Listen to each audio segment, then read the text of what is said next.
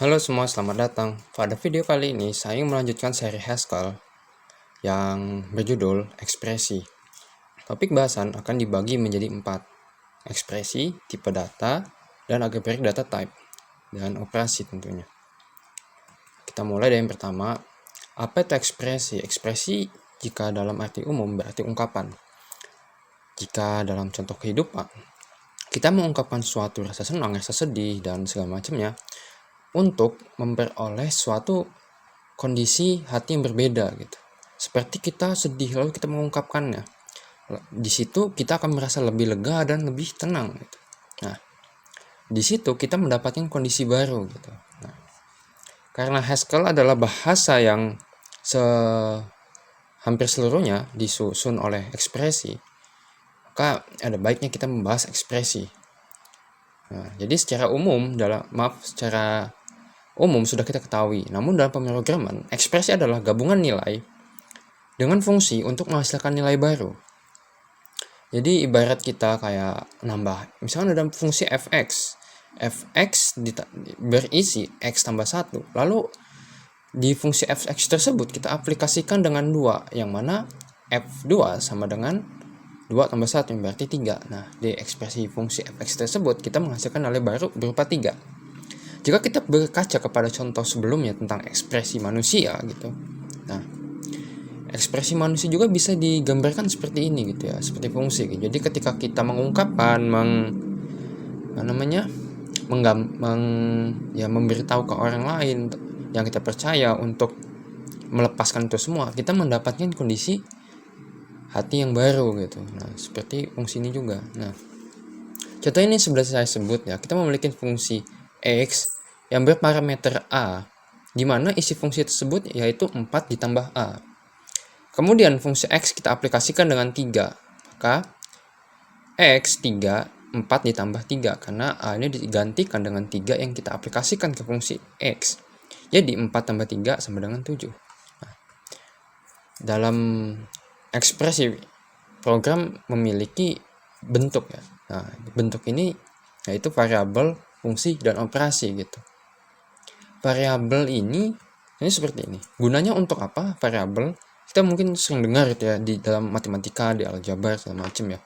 Mereka itu untuk kita mendefinisikan suatu nilai gitu, menetapkan suatu nilai, misalkan suatu variabel y memiliki isi ini dan ini gitu. Nah, begitu juga di dalam komputer gitu, dalam pemrograman. Tujuannya apa? Untuk menyimpan nilai dalam memori komputer agar bisa dipakai oleh program kita gitu.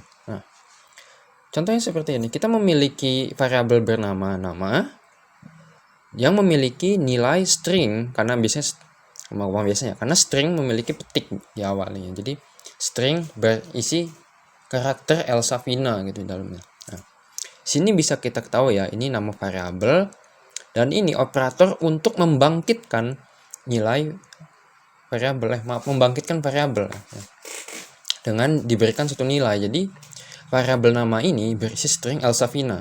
Nah, dalam contoh yang lebih menekankan tipe ya. Nah, di sini kita bisa melihat nih bahwa unit ekspresi yang kita sebut tadi, yaitu variabel nama dengan nilai Elsa Vina, itu bisa diberikan tipe pembatas atau tipe ekspresi gitu, biar nama ini nggak bisa sembarangan di-assign atau diberi nilai oleh sembarang nilai gitu. Nah, jadi ini kita batasi untuk menerima string aja. Nah, ini disebut tipe ekspresi untuk membatasi nilai ekspresi tersebut gitu. Nah, membacanya gimana sih? Nah, membaca gini. Diberikan suatu variabel nama yang memiliki tipe string, di mana nama tersebut berisi string Elsa Vina. Seperti itu. Nah, lanjut fungsi. Nah, fungsi adalah kumpulan ekspresi gitu. Jadi di dalam fungsi itu ada banyak ekspresi seperti tambah, kali, bagi, itu semacamnya gitu ya. Yang tujuannya itu untuk menghasilkan nilai baru dari parameter yang diterima gitu. Ini seperti ini. Nah, untuk mendefinisikan fungsi dalam Haskell atau membuat fungsi dalam Haskell, kita perlu melihat contoh ini nih. Nah, di sini kita punya nama, dia seperti variabel. Kita definisiin namanya dulu sebagai identitas. Nah, di sini kita tulis di mana nama memiliki string, parameter string, dan parameter string lagi yang akan menghasilkan nilai kembalian berupa input-output. Nah, di sini baru kita tulis dalam bentuk unit ekspresi. Di sini kita memiliki nama. Nah, nama ini memiliki parameter depan dan belakang. Nah, tipe ini berhubungan seperti ini. Depan dengan string ini dan belakang dengan string ini. Jadi, pembatas ini itu pembatas untuk menghasilkan parameternya gitu. Dan yang terakhir ini, karena ini fungsi dan itu perlu nilai kembalian ya, keluar nilai baru dari fungsi tersebut. Nah, maka tipe terakhir ini digunakan untuk menjadi tipe nilai kembalian gitu. Dan ini bentuk parameter fungsinya di nama depan itu bertipe string dan belakang bertipe string. Nah, mungkin ini agak terkesan membingungkan ya. Kenapa ini dibatasi dengan ini dan ini tipe kembalian tuh nilai tipenya gabung seperti ini gitu. Nah, ini memang strukturnya seperti ini gitu. Jadi cara jembatan keledainya untuk mengingat seperti ini, jika ada banyak tipe berantai seperti ini yang saling menunjuk ya, jadi string, panah lagi IO. Nah, yang perlu kita ketahui adalah selain tipe paling ujung ini, selainnya adalah ekspresi gitu. Selainnya adalah parameter, tipe untuk parameter. Jadi jika misalkan ini ada 4 gitu, misalkan sini tipe lagi gitu, kita cukup berpikir ini semua itu adalah parameter dan yang tipe terakhirnya adalah nilai kembaliannya gitu. Nah, jadi pertanyaan, saat kapan kita mengembalikan tipe kembalian gitu. Nah, di Haskell tipe kembalian tuh cukup kita menuliskan ekspresi paling terakhir dari isi fungsi ini, badan fungsi ini. Nah, contohnya karena di sini hanya mencetak variabel depan dan variabel belakang saja, maka ini sudah jadi ekspresi terakhir dari badan fungsi gitu. Jadi put strlen yang diberikan nilai ini akan mengembalikan tipe IO ini. Nah, taunya dari mana? Adalah dokumentasinya. Nah, jika ada ekspresi lain di atasnya, di atas put strlen ini, dia tetap akan mereturn ini. Dan jika ada ekspresi di atas itu dipindah ke bawah, maka ekspresi tersebut yang akan menjadi nilai kembalian. Seperti itu. Kita lanjut tipe data. Tipe data itu mungkin tadi kita sudah banyak simak ya. Ada tipe ekspresi gitu. Nah, tipe ekspresi itu dibangun dari tipe data. Tujuannya buat apa? Buat mengikat ekspresi yang ingin yang ingin kita hasilkan gitu. Jadi kita mengikat ekspresi itu dengan tipe agar dia bisa menerima tipe apa dan akan menghasilkan tipe apa gitu. Tadi contohnya seperti dia menerima 2 parameter embed tipe string, lalu akan mengembalikan bentukan IO gitu. Nah, selanjutnya kita bahas tipe data ya. Nah kalau di sini kalau melihat pembahasan ini, tipe data adalah ekspresi untuk memberikan tahu komputer tipe apa sih yang disimpan dalam bit itu gitu, dalam memori komputer gitu. Karena komputer itu hanya menyimpan dalam bentuk byte gitu.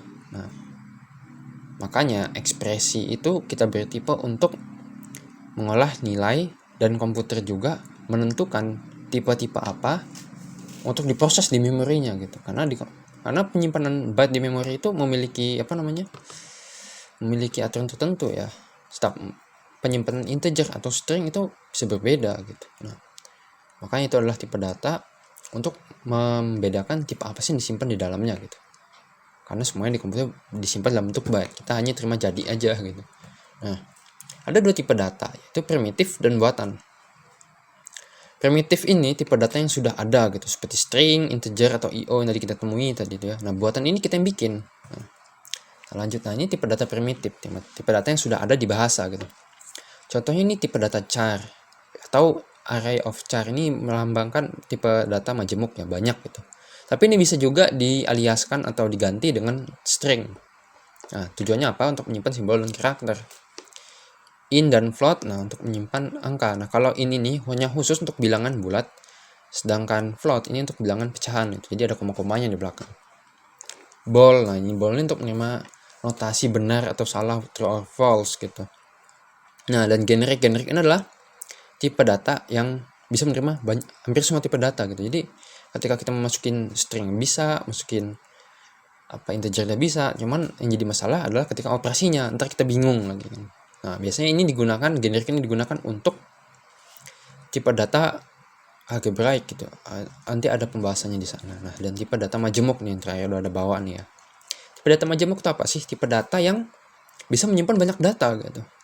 Misal ada variabel itu bisa menyimpan nggak hanya satu angka, tapi bisa banyak gitu. Misalkan dia bisa menyimpan 10, 20 gitu. Sedangkan yang kita tahu kan dia bisa menyimpan seperti 10 atau 100 aja, hanya satu gitu. Lah nggak bisa ada namanya tipe data majemuk. Namun itu nggak dibahas terlalu dalam di sini ya. Ini hanya pengenalan tipe data dasar, lalu tipe data buatan, dan sesuai yang udah kita bahas tadi. Nah ini tipe data buatan. Tipe data buatan itu apa sih? Nah, tipe data buatan itu adalah tipe data yang kita bangun dari tipe-tipe yang udah ada, tipe-tipe primitif yang udah ada gitu. Contohnya di sini kita memiliki data X. Data X ini memiliki anak tipe gitu. Jadi gini, X ini di dalamnya itu ada Y dan ada Z. Nah, dan Y ini bertipe string dan Z ini bertipe integer gitu. Jadi ketika kita mendefinisikan X, kita harus membuat Y sama dengan string gitu, dan lalu Z angka apa gitu, seperti itu. Dan ini enum. Enum ini kalau singkatnya adalah suatu tipe data yang kita isi sendiri, tipe pembatasnya gitu. Kalau di dalam boolean itu bisa kita temuin true atau false gitu. Nah, sedangkan sini kan suatu data A bisa B bisa C memiliki anak string tuh. Nah, gimana tuh? Nah, itu akan kita bahas lebih lanjut. Bahas di sini algebraic data type. Nah, algebraic data type adalah tipe data yang gabungan tipenya dari tipe lain gitu. Nah, gimana tuh? Ribet kan? Nah, ribet. Nah, itu algebraic data type adalah tipe yang disambung dengan tipe yang sudah ada gitu, atau dengan tipe buatan yang kita tadi bahas. Nah, algebraic data type itu punya 5 bentukan. Salah satu contohnya adalah enumerasi, dan record tadi adalah satu bentuk dari produk. Sum. Nah, kita mulai aja pada bingung. Nah, di sini tipe enumerasi. Tipe enumerasi ini contohnya kita lihat dulu yang sudah ada gitu. Misalkan tipe bool. Bool itu kan batasnya antara true dan false gitu. Sedangkan kita memiliki tipe musim. Contohnya ini musim di Indonesia deh ya, karena ini hanya 3 ya. Nah, contohnya kita memiliki musim hujan, pancaroba, dan kemarau gitu. Jadi kita nggak bisa nambah musim dingin di sini karena ini ada batas tipe dari musim. Seperti bool ini batasnya true dan false. Nah, di sini kita punya batasnya hujan, pancaroba, dan kemarau. Di luar itu kita nggak bisa nambahin true ke sini gitu. Tipenya berubah jadi bool gitu. Nggak seperti itu. Contoh implementasi di sini kita punya bulan Juni, di mana memiliki tipe musim. Ketika bulan Juni sebenarnya musim kemarau gitu. Nah, penggambarannya seperti itu. Gitu. Lalu kita lanjut tipe produk. Nah, tipe produk ini dia suatu tipe enum ya, tapi dia tuh bisa memiliki anak gitu. Maksudnya suatu tipe enum yang bisa memiliki tipe data lain di dalamnya. Kalau ini disebut biasanya varian. Jadi enum itu bisa menyimpan varian nilai lain di dalamnya. Jadi contohnya seperti ini. Berat tas di mana tipenya kilogram gitu. Jadi berat satu tas itu kilogram diukur. Nah, di mana berat tas tersebut memiliki berat sebesar 2 kg karena ini integer di sini jadi balik gitu ya, karena nggak bisa gitu, nanti dia malah jadi tipe int lain. Nah, jadi bacanya ini dibikinnya kayak gini, kilogram lo integer. Nah, seperti itu. Nah, kita lanjut. Nah, ini tipe sum. Tipe sum ini adalah gabungan dari banyak tipe produk. Nah, ini kita memiliki tipe unit jarak gitu ya. Nah, di sini ada meter yang mana dia mengikat tipe integer, kilometer mengikat integer, dan detik cahaya mengikat integer. Jadi ini gabungan dari banyak tipe produk gitu dengan mengikat suatu nilai tertentu di dalamnya. Jadi ya memiliki varian lah gitu. Jadi sini ada contoh variabel jarak kampus ke pantai, jarak kampus pantai itu memiliki tipe unit jarak. Nah, jarak kampus pantai itu berapa? Kilometer 2. Nah, 2 kilometer gitu. Jadi kita di sini menggambarkan jarak waktu ke pantai, jarak dari kampus ke pantai gitu. Habis itu kedua tuh jarak matahari bumi. Nah, unit jarak. Nah, jarak matahari memiliki jauh yaitu 500 detik cahaya. Nah, Ini salah satu penerapannya gitu, untuk menggambarkan suatu ekspresi yang ada di dunia nyata gitu contohnya. Nah, kita lanjut yang agak advance. Nah, polymorphic. Nah, yang tadi sudah saya bilang bahwa tipe data generik itu akan dipakai untuk suatu kasus tertentu, dan itu benar. Contoh di sini, tipe data generik, saya ulas kembali ya. Itu adalah tipe data yang bisa menampung banyak tipe data lain gitu. Contohnya isi, angka. Nah, coba sini ada data kantong memiliki generik. Nah, itu bisa bertipe 1A dan banyak A gitu. A ini tipe data bebas. Contohnya seperti ini. Isi angka. Kantong bertipe integer, maka isi angka memiliki banyak 8. Nah, di kantong ini bisa memiliki banyak tipe data. Contohnya seperti ini.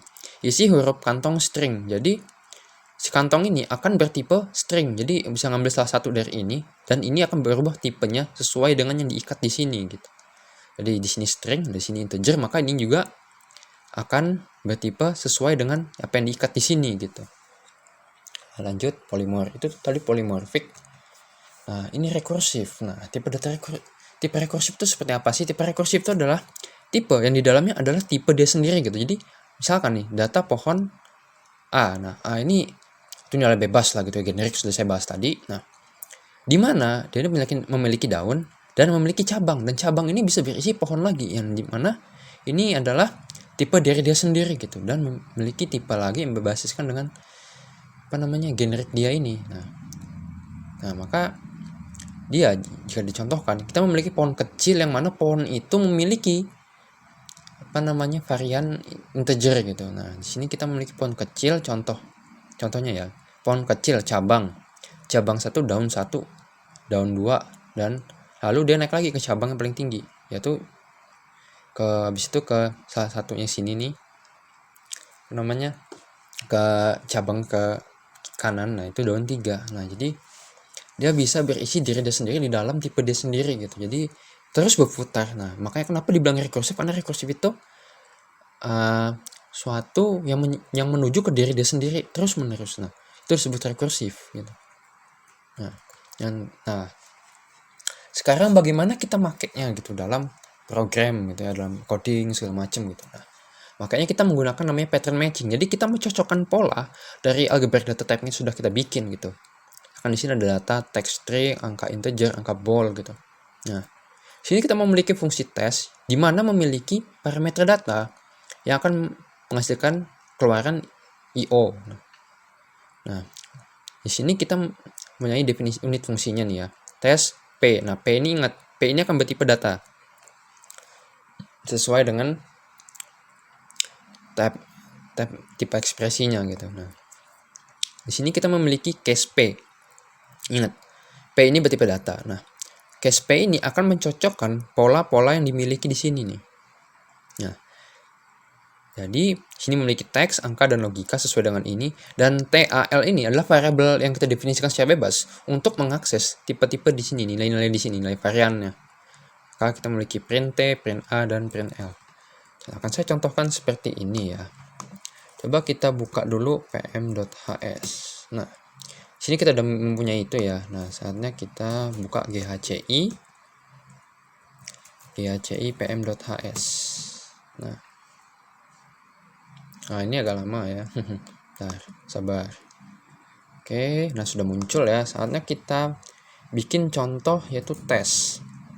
Tes yang dimana memiliki coba kita kasih angka 5 gitu. Nah, dia akan menghasilkan keluaran dari tipe ini gitu. Jadi pakai print ini, pakai pattern matching yang ngeluarinnya. Terus kita tes untuk ngeluarin logika, misalkan kan logikanya tuh false gitu ya, salah gitu. Nah, dia akan membalikan nilainya gitu. Kalau kita balikin true, dia true gitu, seperti itu. Jadi dia menyesuaikan dengan tipe ini variannya. Atau kita mau pakai teks gitu, misalkan teks ini memiliki misalkan Elsavina yang tadi gitu. Maaf, apa ini? Oh ya, saya lupa, ini harus dikurung dulu soalnya nanti dia ngebacanya tes ini bukan ngebaca ini dan ini gitu karena nggak dikurung. Nah, Nah, ada yang menarik di Haskell ya. Kita bisa menggunakan kurung seperti ini atau kita bisa menggunakan dolar karena kita kalau malas gitu ya. Karena tidak terlalu repot gitu ya. Nah, bisa seperti ini gitu. Nah, oke, kita lanjut ke operator. Nah, setiap data memiliki operator sendiri seperti integer dan segala macamnya gitu. Nah, di bahasan ini saya akan membahas 3 saja ya. Dan tidak lengkap. Saya hanya membahas tipe-tipe yang sering dipakai gitu. Tapi ada banyak tipe di Haskell yang didukung. Saya hanya memberikan operator-operator yang banyak dipakai gitu. Contohnya seperti ini nih. Kita memiliki operator aritmatika gitu ya. Nah, operator aritmatika ini ada tambah, kurang, bagi, kali, pangkat. Nah, jumlahnya seperti ini. Jadi contohnya seperti ini, 1 plus 2, 3 minus 1, 4 bagi 2, dan semacamnya gitu. Kita contohkan saja. Contohnya di sini. Jadi 1 tambah 2, 3, habis itu 3 min 2, 1 gitu. Nah, semacamnya gitu. Jadi Haskell mendukung operasi aritmatika. Namun perlu dicatat ya. Operasi aritmatika ini hanya didukung tipe data yang bersifat numerik seperti angka. Nah, kalau di sini ada integer, float, dan double. Nah, integer ini tipe bilang bulat, float ini pecahan, dan double ini tipe data dengan dengan jangkauan yang besar gitu. Kalau di dalam C itu big in gitu, long in biasa. Kita lanjut ke operasi relasional. Operasi relasional ini adalah operasi yang membandingkan suatu tipe dan operasi membandingkan nilai dengan nilai lain dari suatu operasi. Jadi hasilnya dia bakal true or false gitu, karena dia membuktikan bahwa ini sama atau enggak, lebih kecil atau enggak, atau semacamnya gitu ya. Kita contohkan saja di sini ya. Misalkan nih, kita punya tipe nama Elsa Vina. Kita mau tahu apakah Elsa Vina ini tidak sama dengan Vina. Aduh, maaf, apa ini? Oh, kita harus import prelude-nya. Coba jangan pakai contoh itu, ribet. Oke, kita pakai contoh yang sederhana, yaitu 2. Apakah 2 sama dengan 1? False, tidak gitu ya. Nah, cuman saya masih penasaran ini kenapa tidak berhasil. Harus diimpor dulu. Oh, ini nggak ada di situ. Udah, kita lanjut yang pakai contoh lain ya. Nah, 2 tidak sama dengan 1 kan. Nah, ini terbukti benar karena ini salah gitu. Bagaimana kalau 2 tidak sama dengan 1 yang beneran gitu? Karena ini kan secara logika kan 2 tidak sama dengan 1. Nah, kita uji 2, apakah 2 sama dengan 1? Kan enggak. Hasilnya false. Lalu 2 tidak sama dengan 1. Nah, kita coba. Duh, mana nih? Oh, dia tidak didukung ya. Cobalah kita skip yang lain. Nah, kita lanjut saja ke yang lebih besar, yaitu 4 lebih besar pada 3. Nah, kita contoh di sini 4 lebih besar pada 3. Nah, benar karena 4 lebih besar pada 3. Bagaimana kalau lebih kecil? Dia akan salah gitu. Nah, yang tidak sama dengan ini ada kesalahan teknis ya, akan saya bahas di video lain gitu. Nah, jadi saya ada ngutang satu pembahasan ya. Nah, habis itu operator logika. Operator logika ini membahas suatu kondisi boolean gitu, karena benar salah itu kan notasi logika gitu ya. Jadi bagaimana kita melihat suatu ekspresi atau pernyataan itu benar atau salah gitu. Nah, untuk mengolahnya di program kita menggunakan ini. Kita memiliki negasi menggunakan not, dan itu pakai dan ya. Jadi operator dan ini kalau operator atau tuh pakai 2 pipe gitu. Nah, seperti ini kita memiliki, ini kan kita punya false nih kan. Nah, apa yang terjadi kalau kita pakai not gitu? 4 kurang dari 3. Nah, true. Yang tadinya false dia berubah jadi true. Nah, namun bagaimana dengan dan gitu? Nah, coba true sama dengan terus dan true dan false, apa hasilnya? False. Namun apa yang terjadi kalau true dan true? Nah, dia akan true. Nah, yang menarik dari operator dan adalah dia akan bernilai salah jika ada nilai yang bernilai false gitu. Ini akan berlakunya sebaliknya dengan operator atau. Nah, operator atau ini akan bernilai true dan ya, jadi gini nih bacanya. true atau false gitu. Jadi dia ini mengoperasikan true dan false ini menggunakan operator atau. Apa yang terjadi? Dia akan bernilai true gitu. Namun bagaimana dia akan bernilai true gitu? Apakah dia di true atau true akan bernilai false? Tidak. Namun apa yang terjadi kalau dia false atau false? Dia akan bernilai salah. Nah, untuk mengingat operator OR ini, sederhananya operator OR akan menyalahkan atau akan bernilai false jika keduanya false gitu. Kebalikan dari operator dan yang dimana dia akan bernilai false jika ada operator false, dan di operator atau dia akan bernilai true selama ada nilai yang true. Seperti itu. Coba saya masih ada pembuktian satu lagi. Apakah ini akan bernilai true? Nah, kita bernilai true. Nah, sekian video kali ini. Mohon maaf jika ada kekurangan dan salah kata atau gagap ya. Terima kasih sudah menonton dan tetap belajar. Terima kasih.